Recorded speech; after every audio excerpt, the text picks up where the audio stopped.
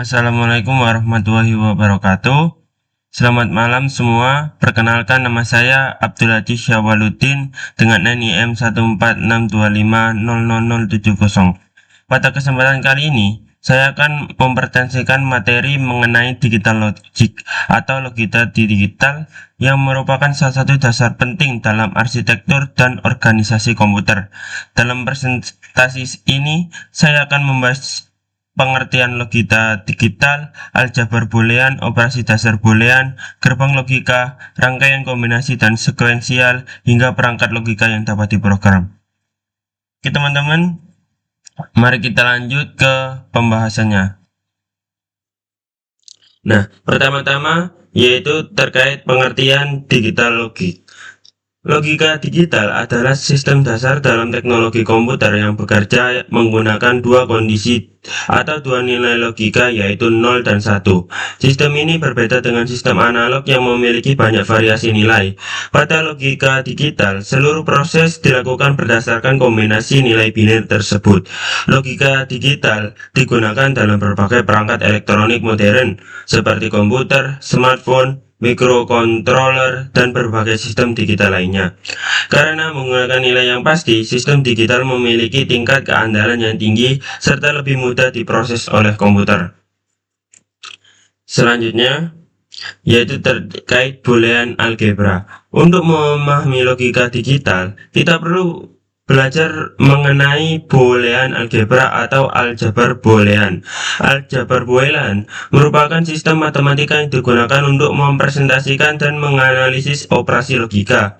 Variabel dalam aljabar boolean hanya memiliki dua nilai, yaitu yang pertama ada 1 yang berarti benar atau true, yang kedua ada 0 yang berarti salah atau false. Operasi dasar yang digunakan adalah AND, OR, dan juga NOT. Konsep ini menjadi dasar dalam perancangan rangkaian logika pada komputer dan perangkat digital lainnya. Oke, selanjutnya kita akan membahas terkait operasi dasar boolean. Operasi AND. Operasi AND menghasilkan nilai 1 hanya jika kedua input bernilai 1. Contohnya 0 AND 0 sama dengan 0. 0 AND 1 sama dengan 0, 1 AND 0 sama dengan 0, dan 1 AND 1 sama dengan 1. Kemudian yang kedua ada operasi NOT. NOT berfungsi membalik nilai logika. Jika input 0, maka outputnya adalah 1. Dan juga jika inputnya 1, maka outputnya 0. Operasi-operasi ini menjadi fondasi utama dalam logika digital. Kemudian kita lanjut ke gerbang logika. Gerbang logika adalah komponen elektronik yang melakukan operasi boolean.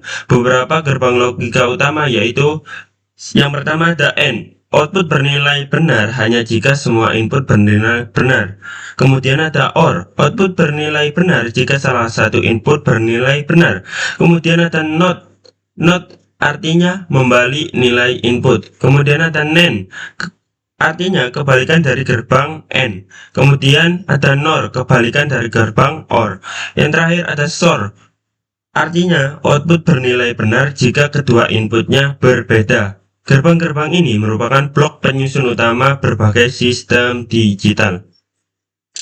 Kita lanjut ke slide berikutnya, yaitu terkait functionally complete gate. Pada slide ini kita akan membahas functionally complete gate. Gerbang logika dikatakan functionally complete apabila gerbang tersebut dapat digunakan untuk membangun semua fungsi logika lainnya. Terdapat gerbang yang termasuk functionally complete, yaitu NAND gate dan juga NOR gate.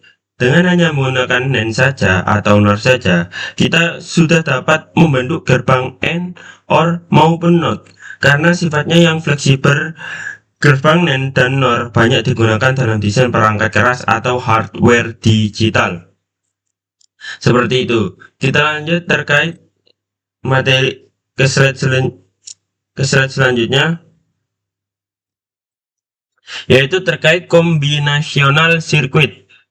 Berikutnya adalah combinational circuit atau rangkaian kombinasi. Rangkaian kombinasi merupakan rangkaian logika yang outputnya hanya bergantung pada kondisi input saat itu juga. Artinya, rangkaian ini tidak memiliki memori untuk menyimpan keadaan sebelumnya. Contoh rangkaian kombinasi adalah adder, multiplexer, decoder, encoder, dan juga ROM. Rangkaian ini banyak digunakan untuk proses perhitungan dan pengolahan data dalam komputer. Slide selanjutnya yaitu membahas terkait implementasi fungsi boolean. Fungsi boolean dapat diimplementasikan melalui beberapa langkah. Langkah pertama adalah membuat truth table atau tabel kebenaran yang menunjukkan hubungan antara input dan output. Kemudian fungsi tersebut disederhanakan menggunakan metode sum of product atau SOP dan juga metode product of sums atau biasa disingkat dengan POS. Setelah mendapatkan bentuk yang lebih sederhana, fungsi tersebut dapat direalisasikan menggunakan kombinasi gerbang logika yang sesuai. Proses ini membantu menghasilkan rangkaian yang lebih efisien dan hemat sumber daya. Seperti itu. Kita lanjut ke slide selanjutnya yaitu terkait Karnaugh map. Untuk menyederhanakan fungsi boolean secara lebih efektif, digunakanlah istilah Karnaugh map atau biasa disebut KMap. KMap adalah metode visual yang membantu mengurangi jumlah variabel dan gerbang yang diperlukan dalam suatu rangkaian. Keuntungan menggunakan KMap antara lain, yang pertama, menyederhanakan ekspresi boolean. Yang kedua, mengurangi jumlah gerbang logika. Yang ketiga, menekan biaya implementasi sistem. Yang keempat, mengurangi kompleksitas rangkaian. Karena itu, KMap menjadi alat yang sangat penting dalam desain dalam sistem digital. Selanjutnya terkait sequential circuits. Setelah rangkaian kombinasi, terdapat juga sequential circuit atau rangkaian sequential. Perbedaannya adalah output pada rangkaian sequential dipengaruhi oleh dua kondisi. Yang pertama, input saat ini, dan yang kedua, kondisi atau state sebelumnya. Hal ini karena rangkaian sequential memiliki elemen memori. Contoh rangkaian sequential meliputi flip-flop, register, dan juga counter. Rangkaian jenis ini banyak digunakan dalam penyimpanan data dan pengaturan urutan proses pada komputer. Selanjutnya ada Programmable Logic Device atau biasa disingkat dengan PLD. PLD adalah perangkat logika yang dapat diprogram untuk menjalankan fungsi tertentu sesuai kebutuhan pengguna. Contoh PLD yang paling populer yaitu Programmable Logic Array atau PLA.